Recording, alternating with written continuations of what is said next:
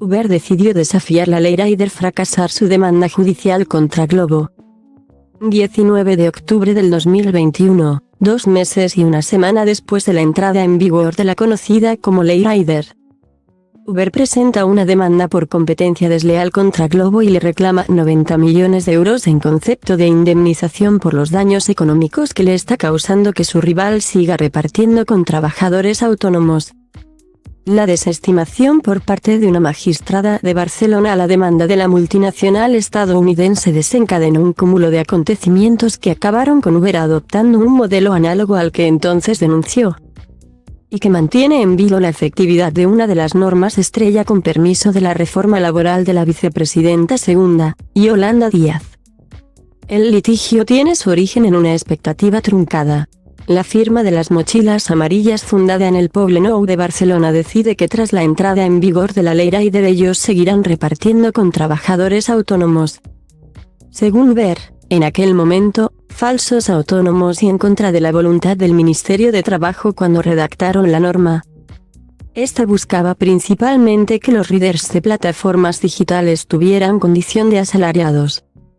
Uber, que hasta entonces actuaba como todo el sector y operaba con autónomos, acató el espíritu de la norma y se pasó a flotas subcontratadas, más caras y con menos repartidores disponibles, lo que redundaba en un peor servicio para el consumidor, que poco o nada sabe de la nueva ley Rider y lo que le interesa es que el pedido le llegue rápido y puntual a su casa. Esa ventaja competitiva que mantenía Globo era un peligro para la cuota de mercado de Uber. Y es que la multinacional estadounidense hizo números y calculó que las sentencias judiciales no obligarán a su competidor a cambiar de modelo hasta, como pronto, 2026. 3 de febrero del 2022, el magistrado responsable del juzgado número 12 de lo mercantil de Barcelona desestima la demanda de Uber. Un fallo que acaba precipitando, entre otros, que la multinacional de origen estadounidense desmantelara unos meses más tarde su modelo de subcontrataciones y presentara su propio desafío a una de las normas estrellas de la vicepresidenta segunda, Yolanda Díaz. Fuentes consultadas de Uber y Globo han declinado realizar declaraciones al respecto de esta causa judicial, ya vencida. La ley Rider pretendía ordenar el empleo en el sector de las plataformas digitales de reparto y garantizar unas mínimas condiciones laborales para los repartidores como asalariados.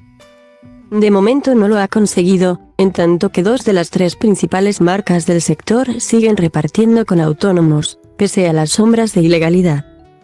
Uber fue armando una ofensiva contra Globo una vez ambas compañías reaccionaron de manera diametralmente opuesta a la entrada en vigor de la ley Rider. La primera obedeció en primera instancia las instrucciones dadas desde el Ministerio de Trabajo y pactadas con patronal y sindicatos. El camino para las apps de delivery era contratar o subcontratar a sus flotas. Uber acató, desmanteló su modelo de autónomos y los desconectó de su aplicación.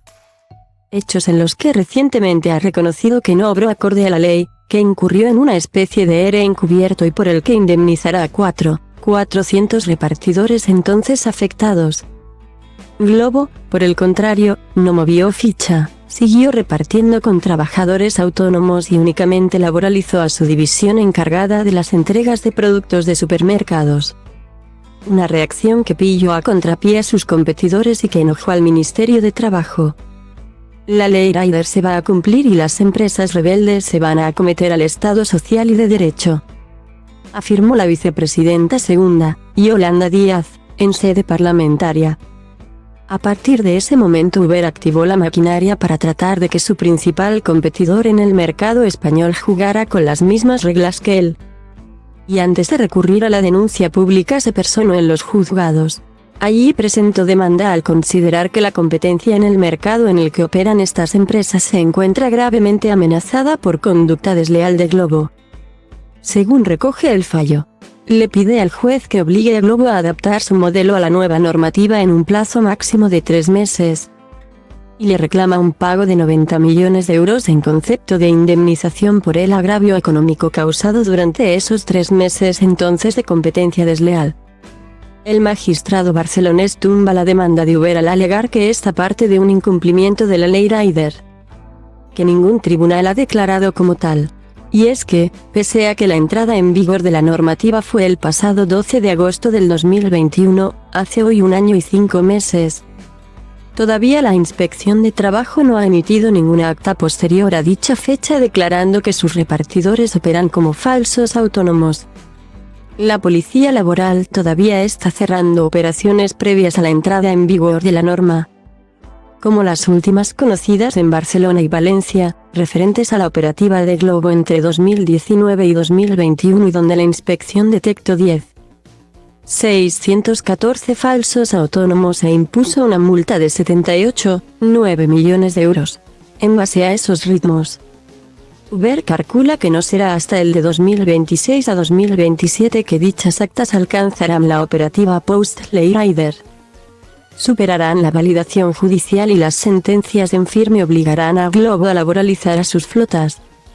Una vez fracasada la vía judicial, Uber activó la vía mediática y retó a Yolanda Díaz a hacer cumplir su ley. Como la multinacional de origen estadounidense entonces estaba cumpliendo, comillas, debemos seguir el ejemplo de Glovo y trabajar con autónomos para poder competir en igualdad de condiciones. Le preguntó la directora general de UberEats en España, Courtney Timms, a la vicepresidenta segunda en marzo del 2022. Un mes después de la fallida resolución judicial. 6 meses después de esa amenaza, Uber volvió a activar su flota de autónomos, apuntalando las dudas sobre la efectividad de la ley Rider, en tanto que 2 de las 3, la otra es Just Eat, principales plataformas de reparto con trabajadores por cuenta propia. Su traslación de las subcontratas a los autónomos provocó una reacción en cadena y otras firmas menores del sector, como Stuart, despidieron a repartidores que realizaban hasta entonces entregas para Uber para luego volver a engancharlos como autónomos para seguir prestando el mismo servicio. A dicho movimiento el Ministerio de Trabajo respondió este pasado diciembre con una reforma del Código Penal, que tipifica explícitamente como delito aquellas prácticas empresariales que imponga de forma reiterada fórmulas ajenas al contrato de trabajo. Una reforma del Código Penal que ya ha entrado en vigor y que tiene en vilo a todo el sector, a expensas de cómo resolverán los jueces y qué efectos tendrá sobre las plataformas y sus administradores.